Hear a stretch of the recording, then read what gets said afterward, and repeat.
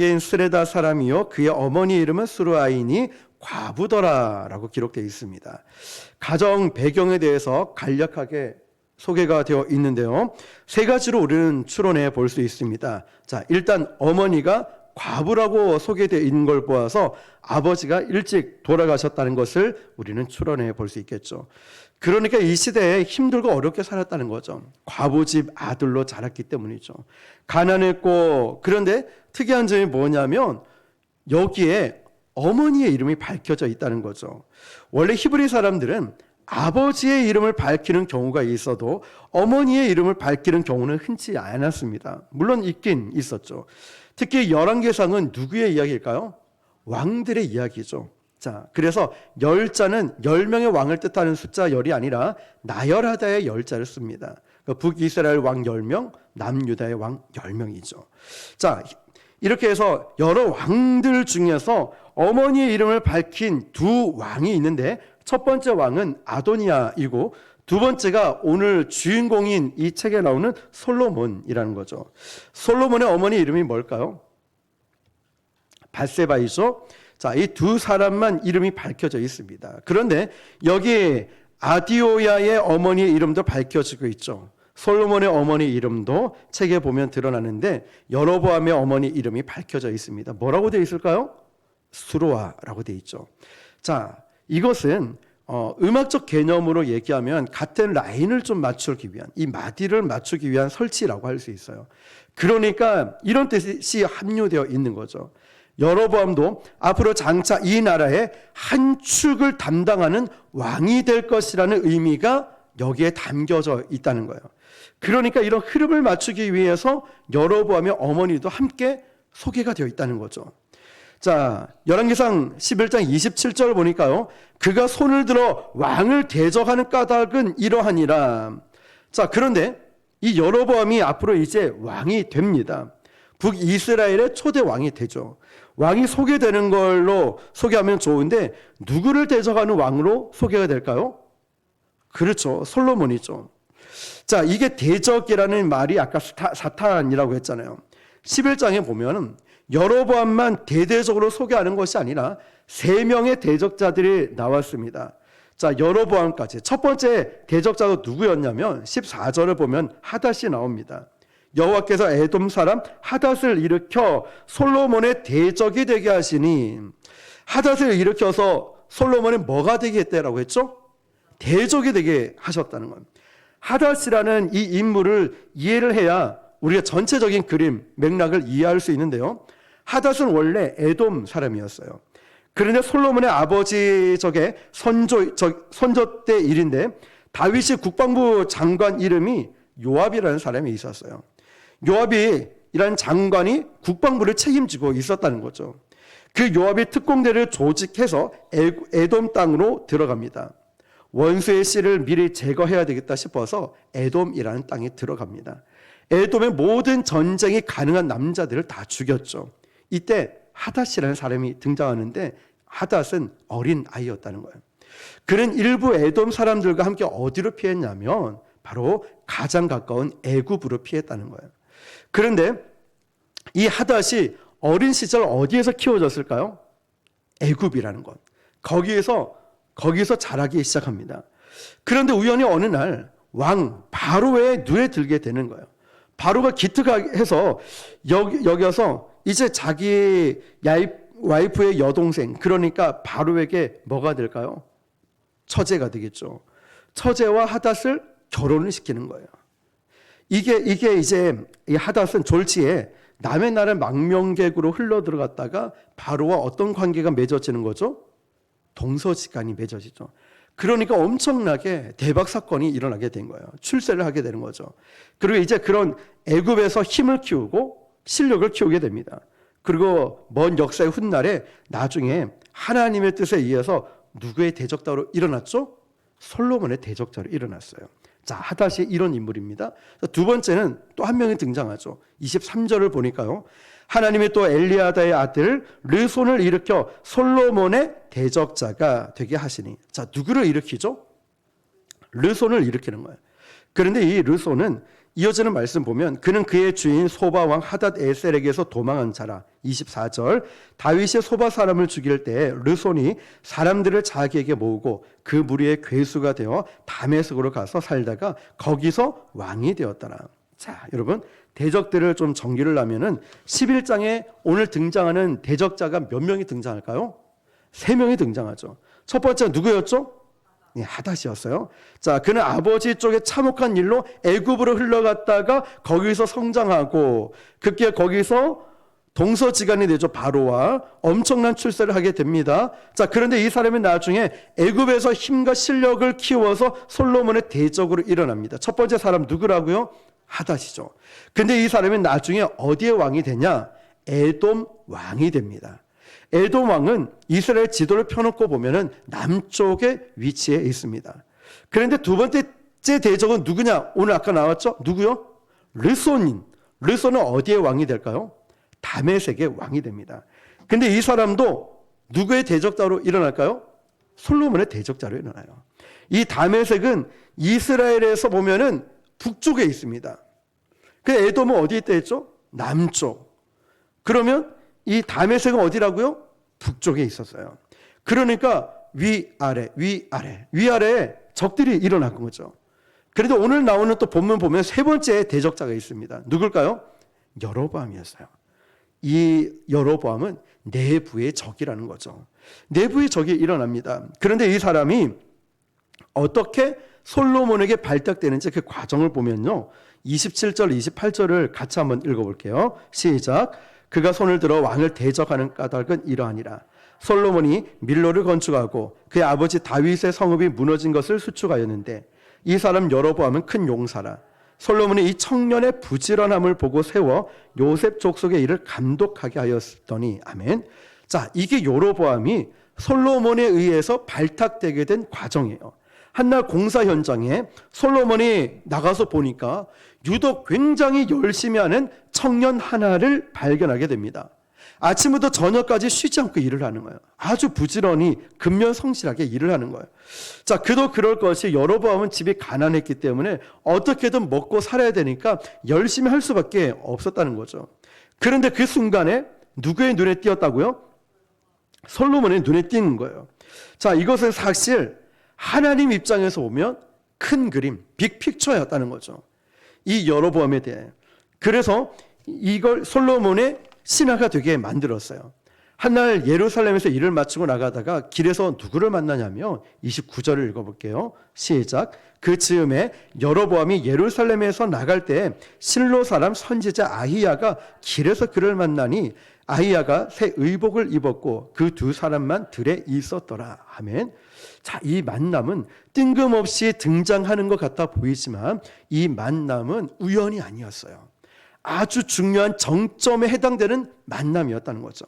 여로보암이 일을 마치고 예루살렘에서 나가다가 길에서 그 당시에 선지자였던 누구죠? 아히야를 만나게 되는 거예요.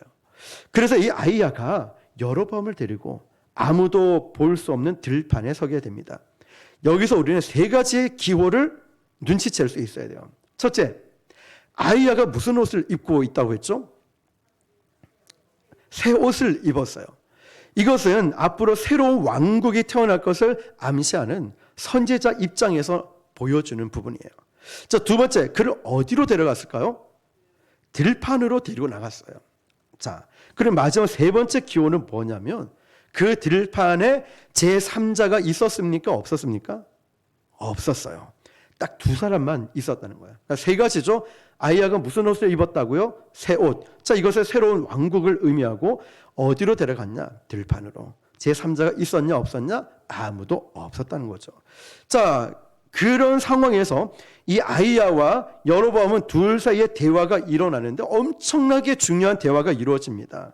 나중에 굉장히 중요한 나라에 엄청난 그 먹구름을 몰고 오는데 그리고 나라의 운명을 가늠하는 대화가 이 둘 사이에서 이루어지기 시작합니다. 그런데 그 대화가 뭔지 성경을 보니까 30절입니다. 시작. 아히야가 자기가 입은 새 옷을 잡아 12조각을 찢고. 자, 여러분, 아히야가 새 옷을 입고 갔는데 옷을 몇 조각이죠? 12조각으로 찢었다는 거예요. 이 말은 이제 이스라엘 12지파가 운명적으로 갈라지게 될 것. 새 옷을 입었다는 것은 새로운 왕국이 태어날 것을 암시하는데 또 그 새 옷을 몇 조각? 12조각으로 옷을 찢었다는 거예요. 그러면 이스라엘 12지파로 갈라지게 될 것을 암시하고 있다는 거죠. 그리고 그 이후에 이 퍼포먼스, 이 행동대로 나라는 12개로 나눠서 갈라지게 되는 거예요. 그런데 여기서 중요한 단어가 있어요. 31절 시작. 여로보암에게 이르되 10조각을 가지라. 이스라엘의 하나님 여호와의 말씀이 내가 이 나라를 솔로몬의 손에서 찢어 빼앗아 10지파를 내게 주고. 아멘. 아까 몇 조각으로 찢었죠? 근데 몇 조각을 가져가래요? 누구에게? 여로보암에게. 자, 누구의 말씀이냐면 여호와 하나님 말씀이란 거예요. 자, 근데 이 말씀이 히브리 말로 하면 이런 거예요. 다바르라는 거예요. 다바르. 히브리 말로. 히브리 말로 말씀이 다바르라는 뜻인데, 그런데 이 다바르라는 히브리 말이 이중적으로 쓰이는 경우가 가능하다는 거예요. 하나는 다바르, 이게 말씀이라는 뜻이기도 하고, 또 하나는 다바르, 사건이라는 뜻이기도 해요.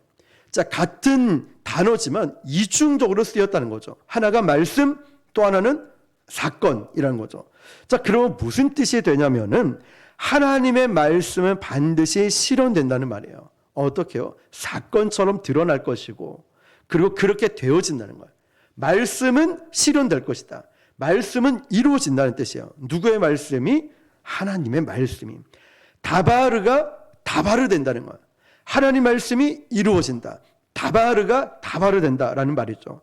하나님의 말씀이 역사가 되고 사건이 될 것이라는 말이에요. 하나님이 우리에게 말씀하시면 그대로 이루어진다는 것. 자, 그러면서 선지자가 몇 조각으로 옷을 찢었죠? 아히야가 12조각을 찢어서 몇 조각을 여로보암에 줘요? 10조각을. 그러면서 하나님께서 여로보암에게 너에게 10지파를 내 손에 맡길 거라고. 그러면 여로보암 입장에서 이 말은 굉장히 정치적으로 안전한 얘기일까요? 위험한 얘기일까요? 위험해요. 누가 알면 안 될까요? 그렇죠. 솔로몬이 알면 안 돼요. 그런데 아까 이 세 가지 기호를 말씀드렸죠. 아히야가 무슨 옷을 입어요? 새 옷. 새 나라가 탄생되고. 어디로 데려갔냐? 들판. 누가 보는 사람 있었냐? 없었냐? 없었다는 거죠. 자, 그러면 이거는 누구만 아냐? 아히야 선지자와 여로보암 이 둘밖에 모르는 이야기라는 거예요. 누가 얘기했을까요? 안 했어요. 이거는 누구도 얘기할 수 없는 둘만의 알고 있는 비밀이라는 거죠. 그런데 이상하게 솔로몬이 살기 등등한 모습으로 여로보암을 죽이려고 하는 거예요. 40절입니다. 이러므로 솔로몬이 여로보암을 죽이려 하며 이상한 거예요. 아니 솔로몬이 어떻게 알았을까? 분명히 여로보암은 나 얘기 안 했어. 선지자 아히야는 나도 얘기 안 했어. 여로보암이 솔로몬에게 가서 제가 오늘 길 가다가 선지자 한 사람을 만났는데 뭐라고 그러냐면 옷을 막 찢더니 10지파를 제게 준다고 합니다. 얘기했을까요? 아니라는 거예요. 그러면 한 사람밖에 없어요. 아히야 선지자. 선지자가 솔로몬에게 가서 하나님의 계시를 받아서 10조각 10을 찢어서 여로보암에게 줬습니다 라고 이야기했을까요? 안 그랬다는 거예요. 아니 얘기를 굳이 할 것 같으면 상식적으로 그 들판에 아무도 없는 곳에 데려갈 이유가 없다는 거죠.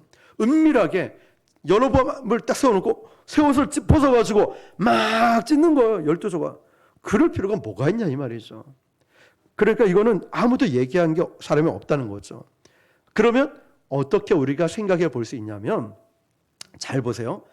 사울이 사무엘상 보면은 다윗을 어떻게 해요? 질투를 하죠. 시기 질투를 하면서 이유 없이 사울이 다윗을 평생 쫓아다니면서 죽이려고 막 그러는 거예요. 이거예요. 아무 이유 없이 여로보암을 시기 질투해서 죽이려고 했다는 거죠. 살기 등등해서.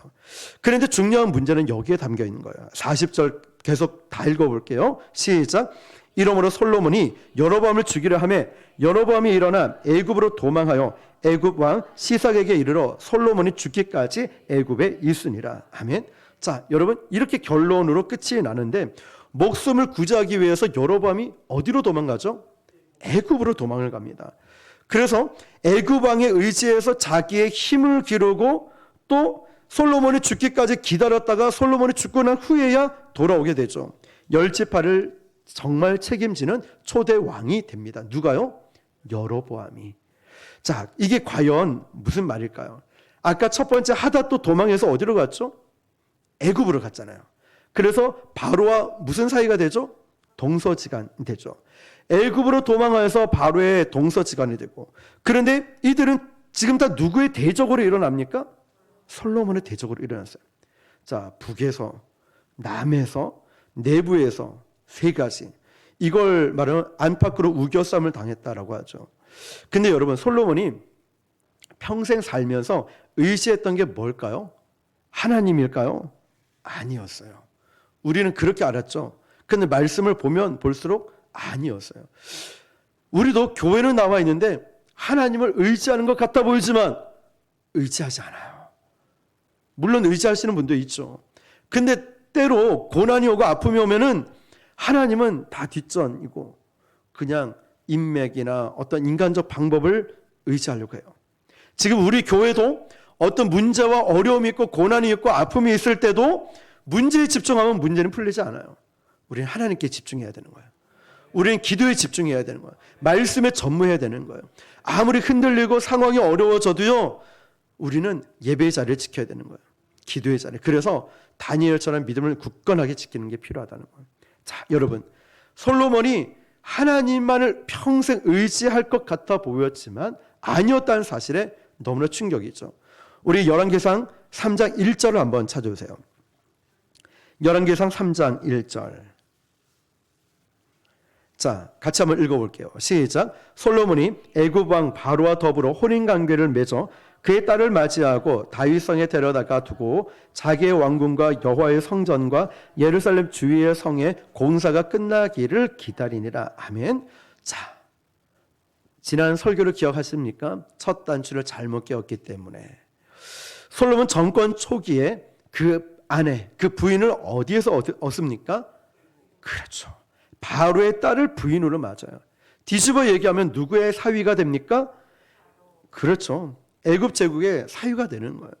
보통 이런 경우는 지난번에 말씀드렸듯이 그냥 전략적 결혼인 겁니다. 애정이, 사랑이 기반된 결혼이 아니고 국가의 안위와 정권 존속을 위해서 가장 강력한 나라, 문명 국가였던 애굽의 혈연 관계를 맺으면서 애굽의 보호를 받기를 원한다는 거예요. 그 약한 나라들의 처절한 몸부림이었죠. 자, 그러면 솔로몬은 마땅히 누구를 의지하고 이 나라의 안녕과 이 정권을 보호받아야 옳았을까요? 하나님이죠.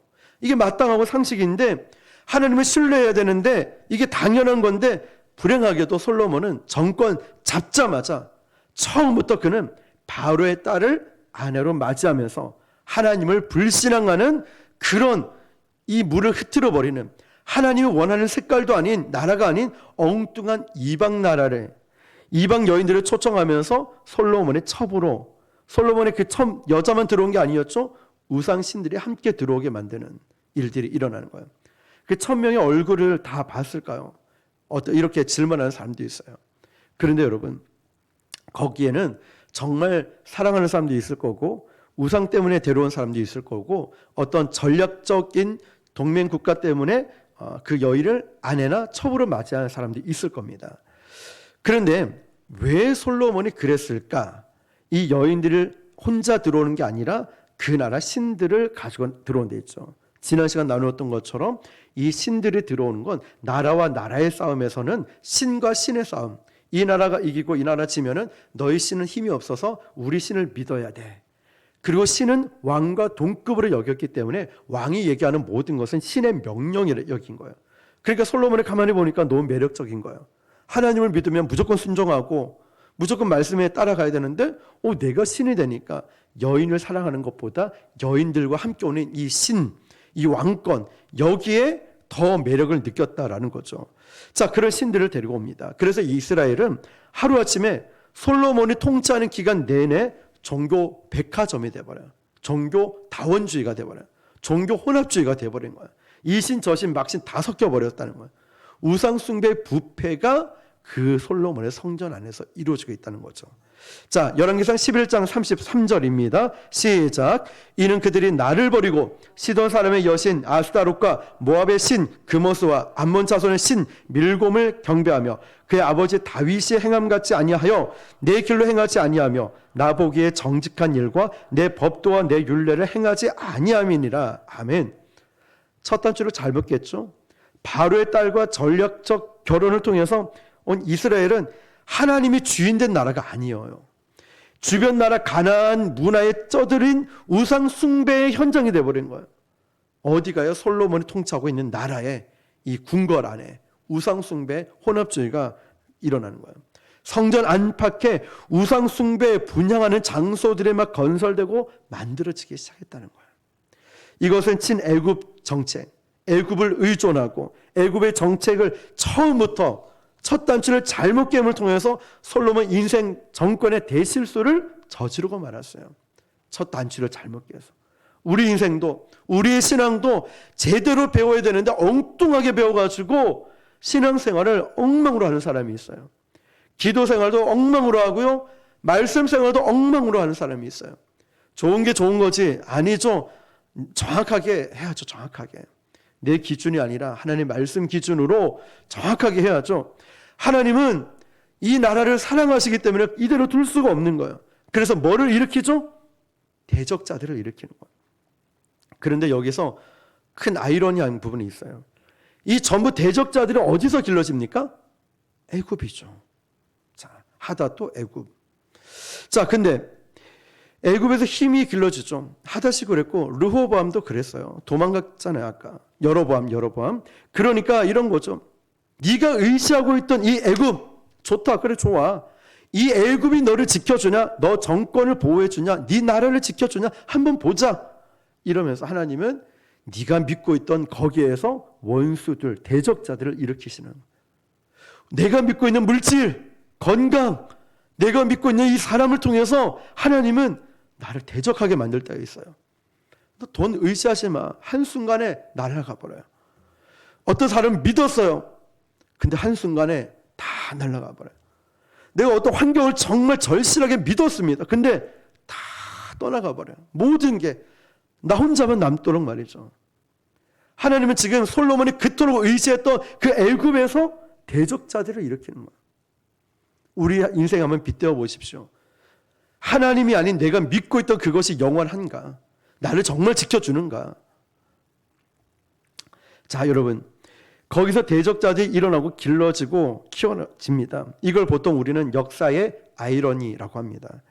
사람이 무엇으로 심든지 뭐라고 되죠? 그대로 거두리라. 그대로 나왔습니다. 얼마나 무서운 말씀입니까? 이것이 솔로몬을 향한, 아니 하나님의 자녀를 향한 준엄한 메시지라는 거죠. 오늘 여기서 우리는 마태복음 6장 말씀을 같이 살펴볼 필요가 있어요. 6장 27절 8절 보니까 너희 중에 누가 염려함으로 그 키를 한 자라도 더할 수 있겠느냐. 28절 또 너희가 어찌 의복을 위하여 염려하느냐. 들의 백합화가 어떻게 자라는가 생각하여 보라. 수고도 아니하고 길쌈도 아니하느냐. 29절 그러나 내가 너희에게 말하노니 솔로몬의 모든 영광으로도 입은 것이 이 꽃 하나만 같지 못하였느니라. 아멘. 이 오늘 본문에 보니까 옷이 등장을 하죠. 자, 그런데 여러분, 그런데 이 옷이 히브리 말로 샬마니라는 뜻이에요. 샬마니. 그런데 이 단어가 정확하게 솔로몬이라는 단어와 일치한다고 해요. 히브리 말은 원래 모음이 없습니다. 나중에 읽도록 하기 위해서 후대 학자들이 모음을 붙였다고 하죠. 그래서 자음으로 구성된 단어만 딱 보면은 의복과 솔로몬이라는 단어가 정확하게 일치한다고 합니다. 여기에 또 하나의 이중적 의미가 있는데요. 마태복음 6장 28절 방금 읽었던 말씀에 또 너희가 어찌 의복을 위하여 염려하느냐. 들의 백합화가 어떻게 자라는가 생각하여 보라. 이어지는 29절에 그러나 내가 너희에게 말하노니 솔로몬의 모든 영광으로도 이 꽃만 갖지 못했다. 28절에 의복이 나오죠. 의복, 샬마니. 그리고 29절에 의복과 같은 단어에 솔로몬이 등장해요. 28절에 의복, 29절에 솔로몬, 샬만. 이건 모음의 배치에 따라 발음이 달라진 것이 원문에 보면 이 단어 자체는 똑같다고 되어 있습니다. 그러면 솔로몬의 모든 영광, 솔로몬의 옷이라고 했죠. 이 모든 영광으로도 입은 것이 그 영광 옷으로 비유를 했는데 입은 것이 이 꽃 하나만 갖지도 못했다라고 하는 거예요. 그리고 30절에 보면 어떤 내용으로 끝나는지를 우리 한번 읽어볼게요. 마태복음 6장 30절인데요. 오늘 있다가 내일 아궁이에 던져지는 들풀도 하나님이 이렇게 입히시거든 하물며 너희일까 보냐 믿음이 작은 자들아. 아멘. 솔로몬의 신앙의 핵심 문제는 뭘까요? 온전히 이 나라를 정권을 유지하기 위해서 하나님을 의존하지 못했다는 사실이에요. 이게 솔로몬의 진짜 문제죠. 불신앙이라는 거죠. 하나님을 믿지 않은 게 아닙니다. 하나님을 믿으면서도 어떻게 믿었을까요? 섞어서 믿었다는 거예요. 이게 불신앙이죠. 하나님을 100% 온전히 신뢰하지 않고 섞어서 믿었다는 거예요. 믿음이 적은 자들아. 그래서 그 나라를, 아니 이 백성들을 하나님이 깨우치게 하기 위해서 나라를 갈라 버리셨다는 거예요. 그리고 남은 자들을 통해서 계속 하나님의 이 메시지를 전하고 있다는 거죠. 인류의 이 역사 끝에 오실 메시아의 씨를 계속해서 다윗의 씨, 혈통을 통해서 암시하고 있다는 거죠. 왜 그럴까요? 인간은 그리스도의 구속, 예수님의 그 구속으로밖에 구원받을 수밖에 없는 존재이기 때문에 아무리 다윗이 뛰어나도 아무리 솔로몬이 어떠 해도 이들로 구원받는 게 아니라 결국 메시아가 오셔야 된다는 거죠. 여기 하나님의 자비가 어떻게 감춰져 있는지 한번 찾아볼게요. 39절입니다. 열왕기상 11장 39절 시작. 내가 이로 말미암아 자손을 괴롭게 할 것이나 영원히 하지는 아니하리라 하셨느니라 한지라. 아멘. 세상 사람들과 하나님의 백성들의 큰 차이가 뭘까요? 세상 사람들의 징계는 그걸로 끝나는 거예요. 그런데 하나님의 자녀의 징계는 영원한 징계가 없다는 거죠. 전부 일시적이고 하나님의 자녀가 하나님의 자녀로 만들기 위한 이 아픈 수단일 수밖에 없다는 거예요. 내가 겪고 있는 여러 가지 상황들이 하나님이 나를 만들기 위해서 다듬는 이런 수단이라는 거죠. 그것을 신약으로 넘어가면은 성경 기자가 이렇게 기록해요. 히브리서 12장 7절 8절 너희가 참음은 징계를 받기 위함이라. 하나님의 아들과 같이 너희를 대우하시나니 어찌 아버지가 징계하지 않는 아들이 있으리요? 징계는 다 받는 것이거늘 너희에게 없으면 사생자여 친아들이 아니니라. 아멘. 자, 징계라는 단어가 파이데이안이라고 불러요. 이 말은 자녀를 만들어 간다라는 뜻이에요. 다시요.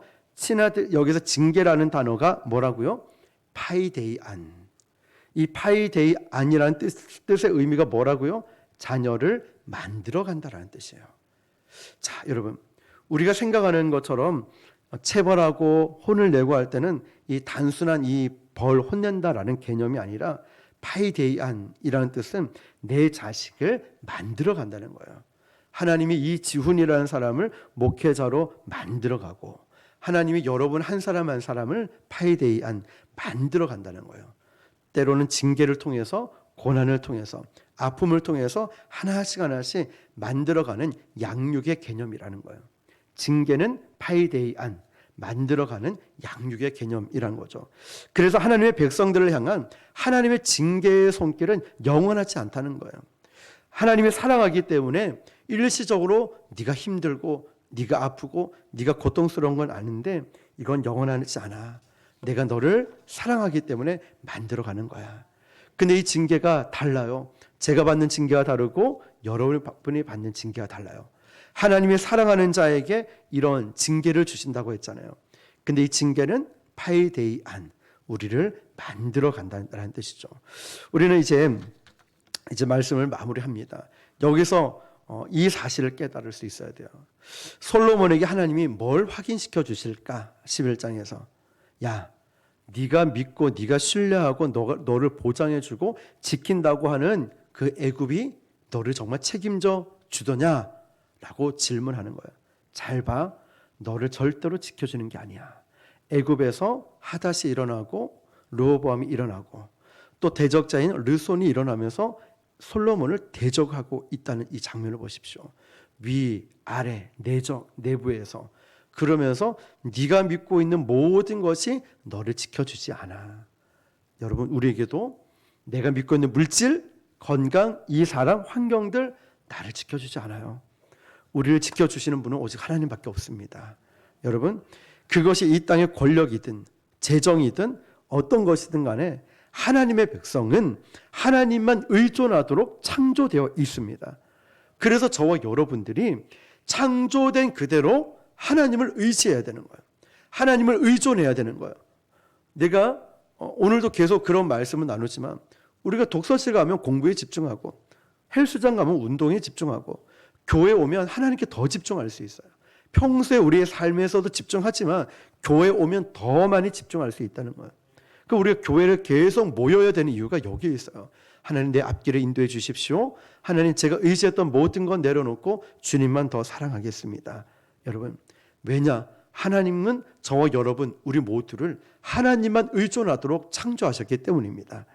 자, 이는 다 이방인이 구하는 것이거늘 마태복음 6장의 결론이 이거예요. 이방인이 구하는 거예요. 이방인의 정의는 아버지가 없는 사람을 이방인이라고 하죠. 천부인 하나님께서 하늘의 아버지, 우리의 아버지라는 거예요. 너희에게 이 모든 것이 있어야 될 줄 아신다는 것이죠. 그러므로 너희는 먼저 그 나라와 의를 구하라 말씀하시는 거예요. 그래서 솔로몬과 그 나라의 대적을 일으켜서 그 나라를 몇 조각으로 찢어버리죠? 12조각으로 다 찢어버려요. 아픈 하나님의 사랑 방식이죠. 그런데 그 징계는 영원히 가지 않는다는 거예요. 징계가 파이데이안, 이거는 자녀를 만들어가는 것. 네가 빨리 깨닫고 변화되면은 너는 빨리 회복하길 바라는 하나님의 마음이죠. 하나님께서는 우리를 그렇게 끝까지 책임져 주시고 사랑하시는 분임을 이 징계의 한켠에 감추어 놓고 있다는 거죠. 저는 오늘 이 말씀이 다시 한번 우리 이 땅을 살아가는 또 앞으로 살아가야 될 인생 가운데 꼭 붙잡고 순종할 수 있는 그런 소중한 말씀으로 자리매김할 수 있길 바랍니다. 여러분 믿고 있는 모든 것이 다 떠나가고 없어져도 하나님만 바라보고 사랑해야 된다는 것. 그것이 정말 하나님이 징계를 통해서 우리가 깨닫길 원하는 거예요. 여러분의 아픔, 고난을 통해서 우리가 빨리 깨닫길 원하는 거예요. 파이데이안, 자녀됨을 만들어가는 이 과정. 그리고 내가 믿고 있던 거기에서 대적자들을 계속 일으키는 거예요. 너 그거 의지하면 안 돼. 건강 너무 의지하지 마. 사람 의지하지 마. 물질을 의지하지 마. 네 백 의지하지 마. 다 의지하지 말라고 대적자를 일으키는 거예요. 너를 지켜주는 건 그게 아니라 너를 지켜주는 분은 오직 하나님밖에 없다는 이 사실. 오늘 저와 여러분들이 다시 한번 가슴속에 이걸 새겨듣고 또 우리가 살아갈 때 하나님 저를 지켜주십시오. 인도해 주십시오. 고난이 힘들 때 이 징계는 영원한 것이 아니라 우리를 다듬어 간다는 걸 다시 한번 기억하시면서 오늘 저와 여러분들이 이 말씀을 붙들고 끝까지 승리하며 살아갈 수 있기를 주님의 이름으로 축원합니다. 기도하겠습니다. 우리 이 시간 합심해서 기도할 때 하나님 오늘 주신 말씀처럼 솔로몬처럼 헛된 것을 구하고 바라보는 것이 아니라